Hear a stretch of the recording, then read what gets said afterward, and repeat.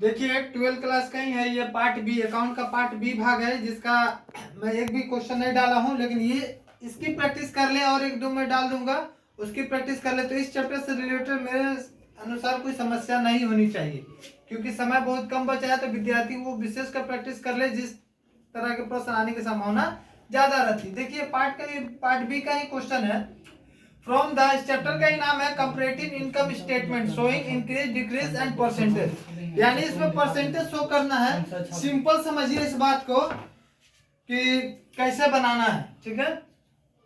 ये क्वेश्चन दिया रहेगा, इसको बनाने का मैं पैटर्न और घर बनाता हूं। पहले देखिए सॉल्व करता हूं। पार्टिकुलर लिखिएगा, ईयर्स लिखिएगा, यहाँ पर देखिए प्लस और मैं माइनस दोनों लिख देता हूँ, यह प्रॉफिट होगा या मेरा लॉस होगा, और यहाँ पर परसेंटेज लिख देता हूँ। बहुत सारे टीचर परसेंटेज लिखवा ही देते हैं, तो आप लिख देते हैं।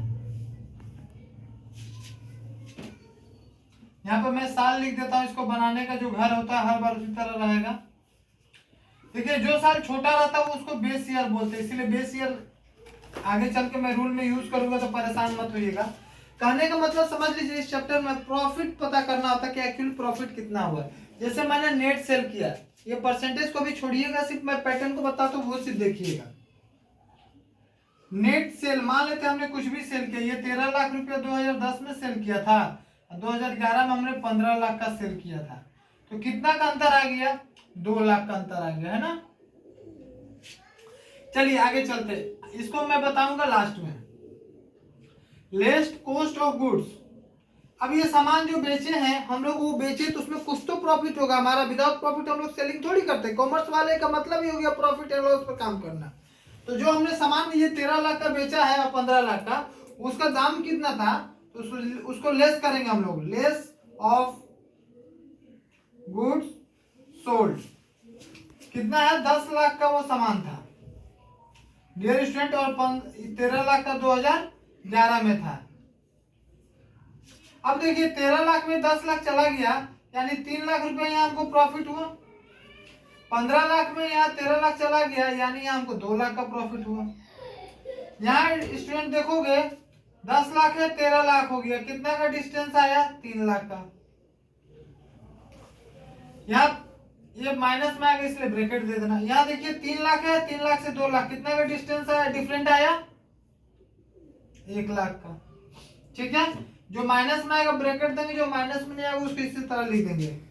यानी देखिए ये जो हम सामान बेचे 13 लाख का माल, 10 लाख का माल था, 13 लाख में जो बेचे, तो यहाँ हमारा 3 लाख का प्रॉफिट हुआ। लेकिन ये नेट प्रॉफिट हमारा नहीं, इसको ग्रॉस प्रॉफिट बोलेंगे।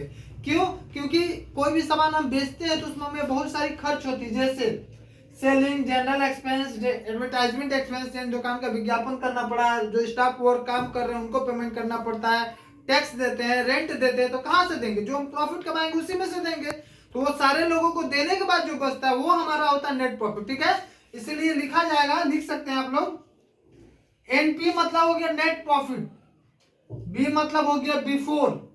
किसके बिफोर ये प्रॉफिट है? किससे पहले का प्रॉफिट है? Selling, general and advertisement. तो यहाँ शॉर्ट नाम लिख देता हूं, एस जी एंड ए, मतलब net profit before selling, general and advertisement expense. इसका एक्सपेंस देने से पहले का ये हमारा प्रॉफिट है। तो इतना प्रॉफिट ये हमारा पॉकेट में नहीं जाएगा, इन लोगों को पेमेंट करना होगा, तो इनको दे दीजिए less selling, general and advertisement expense. कितना है? 1 लाख रुपया। अगले साल का कितना है? 50,000 रुपया। अंतर कितना का हो गया? 50,000। यहां लिख दीजिए, लेस कीजिए तो 3 लाख में 1 लाख जाएगा, ये बचेगा 2 लाख। 2 लाख में ये आपका 50,000 चला जाएगा तो बचेगा 1.5 लाख। कितना का डिस्टेंस हो गया? 2 लाख से 1.5 लाख, डिस्टेंस डिफरेंट कितना का आ गया? 50,000। फिर आप यहाँ लिखिएगा dear student, net profit before, ये नेट प्रॉफिट है लेकिन बिफोर, किससे पहले का? अदर इनकम का शॉर्ट नाम हो जाएगा ओ आई। अदर इनकम से पहले का ये हमारा प्रॉफिट है। कितना है? 15,000, 10,000। ये अब देखिए यहां तक हो गया, इसमें क्या करेंगे? अब इसको ऐड करेंगे। अदर इनकम मतलब कहीं से हमको इनकम आता है तो हमारी कैपिटल में क्या होगा? बढ़ोतरी होगा, इंक्रीज होगा, इसलिए ऐड करेंगे। यहां लिखेंगे अदर इनकम कितना है 15,000 10,000 15,000 है 10,000 कितना का डिफरेंट आया 5,000। इसको क्या करना है यहाँ पर ऐड करना है तो 2 लाख में से 15,000 जोड़िएगा तो कितना हो जाएगा 2,15,000। 1,50,000 में 10,000 जोड़िएगा तो ये हो जाएगा 1,60,000।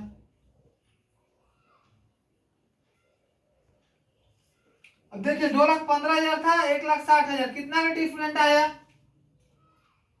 डिफरेंट हो जाएगा हमारा यहाँ पर 2 लाख 1,60,000 40 55,000 का डिफरेंट आएगा। आप लोग लेस कर सकते हैं इतना ही आएगा ठीक है।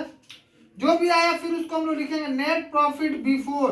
जो प्रॉफिट हमारा आया है वो है लेकिन किससे पहले का आईटी मतलब इनकम टैक्स देने से पहले का ये मेरा प्रॉफिट है। तो इनकम टैक्स वाले को भी हम लोग पेमेंट कर देंगे। इनकम टैक्स कितना है 80,000 50,000 ठीक है। 80,000 है 50,000 हो गया कितना का डिफरेंट आया 30,000। अब जो बचेगा स्टूडेंट वो मेरा होगा नेट प्रॉफिट यानी ये ऐसा प्रॉफिट है जब उस पैसे को किसी को नहीं देना है। 2,15,000 में 80,000 घटाइएगा कितना बचेगा 5 का 5 ही हो जाएगा 11 में से 8 जाएगा 3 1,35,000 1,60,000 में 50,000 तो यहाँ बचेगा 1,10,000। डियर स्टूडेंट 1,35,000 में 1,10,000 घटाओगे तो कितना का डिफरेंट आएगा 25,000। ये हमारा हो गया नेट प्रॉफिट। यहाँ तो हमें दिख रहा था 3 लाख लेकिन सबको पैसा देते देते आज की डेट में हमको शुद्ध प्रॉफिट यानी ऐसा लाभ जो किसी को अब नहीं देना है तो एक्चुअली मेरा 1,35,000 ही होगा ठीक है। और यहाँ 1,10,000 ना कि 2 लाख क्योंकि ये सारे लोग को खर्चा देना था selling expense general expense advertisement सबको पैसा देना था।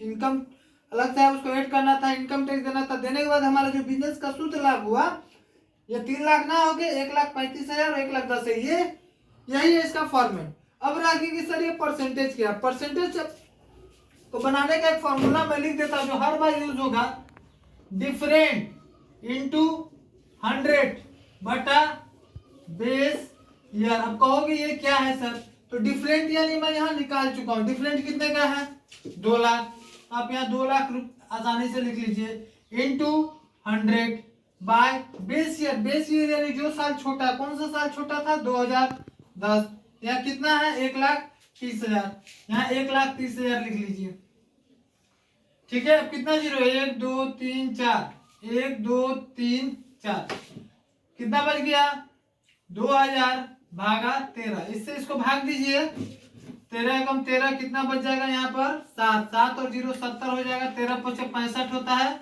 5 बचेगा 5 है 0 50 13 3 39 ठीक है। अब यहाँ कितना बच जाएगा 11 पॉइंट देंगे तो 110 हो जाएगा 13 9 117 होता है 117 तो बार में जाएगा नहीं 8 बार में जाएगा तो 153.8% आएगा ठीक है। जिन बच्चों को भाग देने की दिक्कत होगी वो इस तरह भी करके देख सकते हैं इतना ही आएगा ठीक है। ये डायरेक्ट ट्रिक से बन जाता है। अब दूसरा देखेंगे क्या निकालेंगे कॉस्ट ऑफ गुड्स सोल्ड का परसेंटेज। ये किसका था नेट सेल का। 1 नंबर दे दिएगा वर्किंग नोट 2 नंबर दे के लिखिएगा कॉस्ट ऑफ गुड्स सोल्ड। इसमें भी क्या वही रूल डिफरेंट कितना का डिफरेंट है 3 lakh into 100 by base year हर बार जो साल शुरू हुआ कितना है 10 लाख 1 2 3 4 5 6 0 1 2 3 4 5 6 0 कितना निकल गया 30%। स्टूडेंट यहाँ 30% लिख दीजिएगा काम खत्म। हर बार इसी तरह निकालिएगा। देखिए इसको भी निकाल लेते हैं हम लोग क्या चीज का ये लाइन है net profit before N P B S G and A dot E ठीक है। इसका भी वही रूल डिफरेंट कितना का सिर्फ देखिए 1 लाख है 1 lakh into 100 by base year कितना है 3 लाख 1 2 3 4 5 1 2 3 4 5 कट गया। अब 100 से भाग देना है किसको 3 को भाग दीजिए 3 3 9 3 3 9.33 जाएगा तो यहाँ 33.33 जाएगा। इसी तरह ये आप सारा भर सकते हैं ठीक है। अब कोई दिक्कत नहीं है। Different into 100 by base year different into 100 by base year, different into 100 by base year, different into 100 by base year, different into 100 by base year, different into 100 by base year. सबका वर्किंग नोट ये बनने के नीचे बनाइएगा, यहाँ जगह नहीं इसलिए मैं वहां बना दिया। ध्यान रखिएगा ये बनने के बाद नीचे वर्किंग नोट करते जाइए, सिर्फ इसका वर्किंग नोट पे मार्क्स मिलता है डियर स्टूडेंट, इसलिए ये आपको दिखाना पड़ेगा। इसका एक ही रूल है, डिफरेंट जो आएगा उसको 100 से मल्टीप्लाई कर दीजिएगा, जो बेस ईयर है यानी जो सबसे छोटा साल उससे भाग देते चले जाइएगा, ये पूरा बारीकी से आ जाएगा। मेरे अपने अनुभव के अनुसार इस तरह के 2-3 प्रश्न बना लीजिएगा और मैं इस चैप्टर से रिलेटेड दे दूंगा तो उसको बना लीजिएगा। तो मैं ये नहीं कहता कि यही आएगा सेम आएगा, बट अमाउंट का डिफरेंट हो सकता है, बट पैटर्न सेम रहेगा मेरे अनुभव के अनुसार, इसलिए इसकी प्रैक्टिस कीजिए।